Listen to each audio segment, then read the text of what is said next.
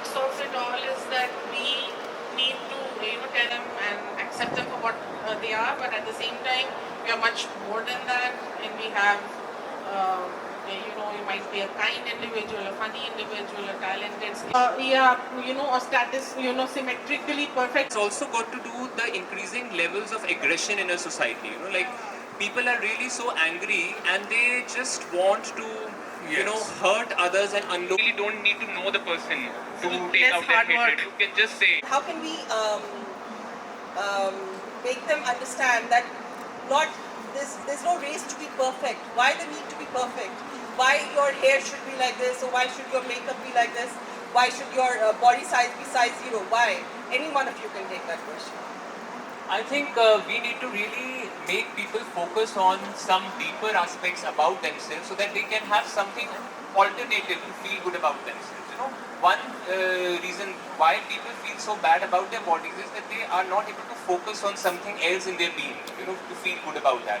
So once you tell them that all right, you nourish someone, you nourish something else in your being, that really takes care of this insecurity. And the second thing I think, which I also said, that people really need to be taught that you don't need to take this nonsense.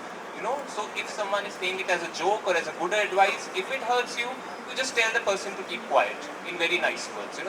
That's very important. I think also In making this issue out of context. do we have any other questions or comments? Yes.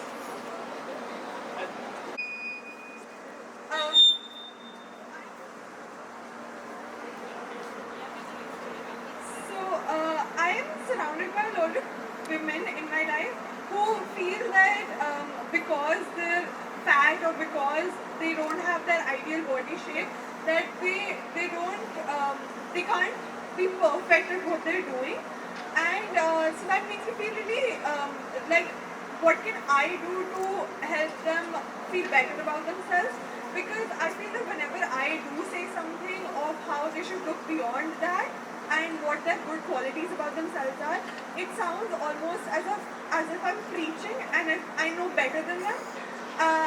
Because I am not in their position, and I also feel because I'm not in their position, I'm not in a place to tell them how to think. So how can I, as a bystander, combat that? Sure. I'd like to respond to that. See, it's always actions that speak more than the words, So it's very right that someone who's already feeling hurt about something and we going and saying, oh, don't feel hurt, that really is not going to see them. So I think what you need to do is don't at all talk about their bodies, don't talk about the positive and negative. Simply, when you are in their company, just focus on something else that's beautiful in them and just say that in a very genuine, honest, candid way. That I really like this thing that you do, or I really admire this quality. Just that, without touching the topic of looks. And I just want to say that it's really heartening that young people like you are asking this question, that how can we help people who don't seem to, who don't feel like they fit in. I think Pulkit has answered that very well. You could just, small compliments, that just encourage them for the good qualities that they have, the talents, their abilities, the performance at work without addressing their appearance at all.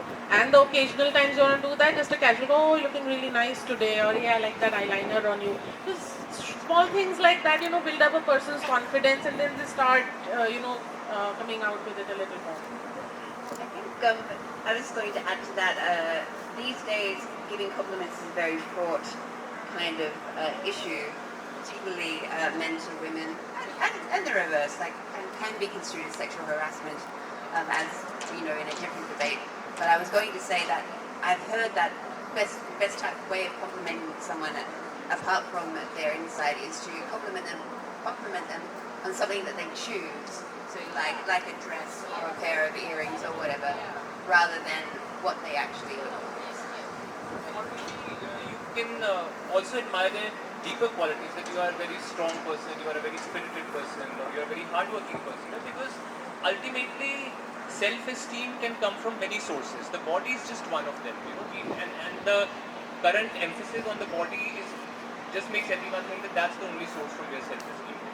So you do good in life in so many ways, or you have so many qualities, that also can make you feel very good about yourself. I think there's another way is